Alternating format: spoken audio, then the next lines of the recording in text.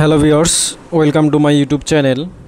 আজ আমি আপনাদের দেখাবো কিভাবে টিপি-লিঙ্ক রাউটারে স্ট্যাটিক আইপি সেট করতে হয় বা বসাতে হয়। চলুন তাহলে দেখা যাক কিভাবে টিপি-লিঙ্ক রাউটারে স্ট্যাটিক আইপি সেট আপ করতে হয়।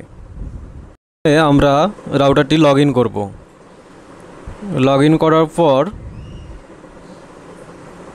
ক্লিক করব হচ্ছে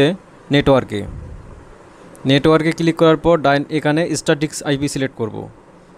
করার পর এখানে আমি আইপি বসাবো 192.168.13.33 সাবনেট মাস্ক 255.255.255.0 গেটওয়ে বসাবো 192.168.13.1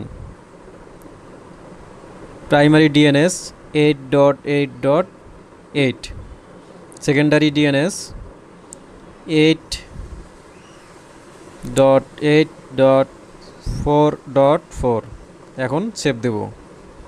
এখানে ডিএনএস ভুল হয়ে গেছে 4.4 এখন সেভ দেব।